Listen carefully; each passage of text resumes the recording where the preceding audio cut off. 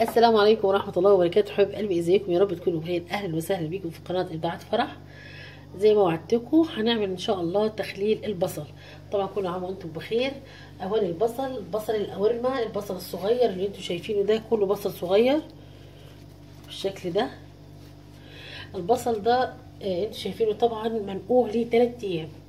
3 ايام بغير له المية كل يوم مرة، بنقعه فيه زي ما انتم شايفين كده.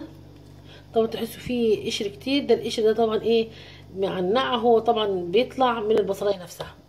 البصل ده انا نقعته 3 ايام، فانا دلوقتي هبدا انضف البصل بتاعي. بيبقى سهل جدا جدا ومش محتاج اي تعب. بمسك كده من تحت البصلايه كده وابدا اشيل الورق بتاع البصل بالطريقه دي. بيبقى سهل على فكره التقشير بتاعه، لان مع النقع ورق البصل بيبقى ايه، سهل جدا. بس انا بسيب الزره الصغيره دي، انا ما بشيلهاش، بس بنضفها كده. لو فيها لو طويله وشعيرتها طويله بنضفها كده بالطريقه دي كده. البصل بتاعي كله هخليه بالطريقه دي كده زي ما انتم شايفين كده. بس دي بخليها لان انا لو شلتها البصل بتاعي بيديني ريحه مش حلوه، والبصل بيصمن وبيبقى ليه ريحه في التخليل مش ظريفه. لكن دي بخليها بخللها بيها. وبعد ما انا اجي اطلع من البرطمان واحط للاكل، بشيل على طول الزره دي. في ناس بتقول لا انا بحب اشيلها، انت حسب حريتك. انا كل واحد ليه طريقه، دي طريقتي في تخليل البصل. بالطريقه دي هننضف البصل بتاعنا. البصل الاورمه الجميل مال السوق اليومين دول، انتهز الفرصه، انزلي وهاتيلك حبه حلوين من البصل وخليليهم لرمضان. كل سنه وانتم طيبين، احنا خلاص بنجهز لرمضان كده. اقص الشعيرات بتاعت البصل كده وخلاص. البصلايه كده زي الفل. هخلص الكميه الموجوده دي كلها قدامي، وبعدين هنعمل محلول التخليل مع بعضينا، وهنشوف هنعمل ايه عشان خاطر نحافظ على البصل فتره طويله. مش هقولك لرمضان، كمان ممكن من 6 اشهر من الانواع اللي بتطول في التخليل او عمرها طويل في التخليل بيكون البصل. هرجع لكم بعد ما انضف البصل كله اللي موجود معايا.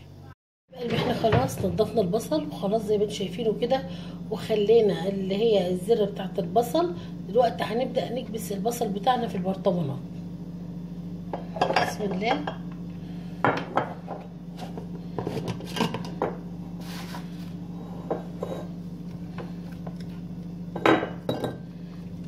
هنحط البصل الاول في البرطمانات. التخليل بتاعنا مش بنحط اي اضافات غير الملح والخل. طبعا دلوقتي موسم البصل الاورمه، مش عاوزين نسيب الفرصه دي. نخلل طبعا مخللات رمضان. البصل ده حلو جدا جدا مع الفول في رمضان، بيبقى بجد طعمه حلو بجد، يعني حلو جدا كمان.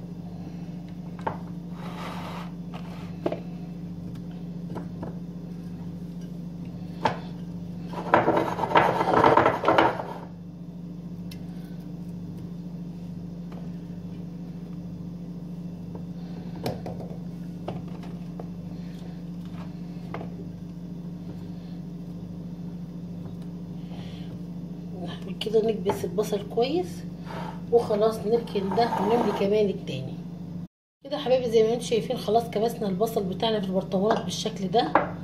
دلوقتي هنبدا نجهز محلول الملح. محلول الملح اللي هو طبعا هنخلي فيه المخلل بتاعنا. دايما نقول محلول الملح يا حبايبي.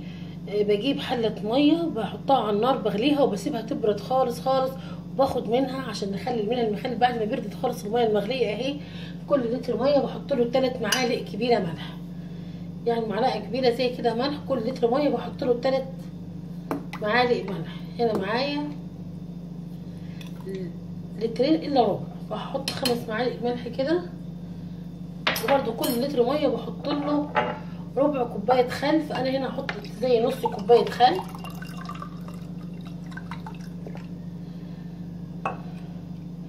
كده. حطينا نص كوبايه خل. هنبدا ندوب الملح بتاعنا كويس جدا، وبعدين نبدا نحط محلول الملح بتاعنا على البصل. على فكره البصل من الحاجات اللي عمرها طويل جدا في التخليل، ممكن تقعد معاكي يعني لو حافظت عليه لمده سنه، مش هقولك لرمضان وكده، لا ده كمان يقعد معاكي فتره طويله جدا جدا. بس طالما فتحتيه تحطيه في التلاجة، طالما فتحنا على المخلل بتاعنا يتحط في التلاجة عشان خاطر ما يبتديش يعملك دايما نقول الخيمه البيضه اللي على وش المخلل، اللي هي ايه بدايه تعفن المخلل، احنا مش عاوزينها دي طبعا. كده خلاص نمليها للنهايه خالص خالص، ما اخليش ولا حته صغيره ما فيهاش ميه، عاوزاه للنهايه لحد ما انا بقفل عليه هتلاقي الميه كده بتنزل مني من الجانب بتاع البرطمان. هحط محلول ملح في باقي البرطمانات المخلل بتاعنا.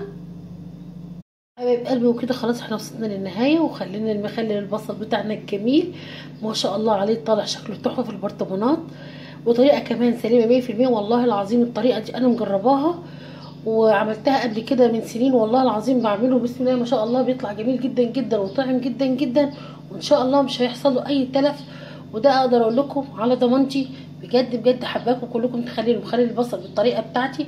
الطريقه بتاعتي سهله جدا وبسيطه زي ما انتم شفتوها كده معاكم في التخليلات اللي احنا عملناها قبل كده. انا نزلت بدات بمخللات رمضان، عملنا الليمون وعملنا الفلفل وعملنا الجزر وعملنا الخيار، وكمان دلوقتي بنعمل البصل. عندك مخللات رمضان بدأنا بيها، والحاجات دي كلها موجودة في السوق حاليا. انتهز الفرصة وانزلي هاتي الجزر موجود في السوق والبصل، الحاجات دي ما بتطولش لان خلاص ميعادها دلوقتي. تقدري تعملي مخللات رمضان. كل سنة وانتم طيبين، نعاد عليكم الشهر الكريم باليمن والبركة. اسيبكم على خير حبيب قلبي، السلام عليكم ورحمة الله وبركاته.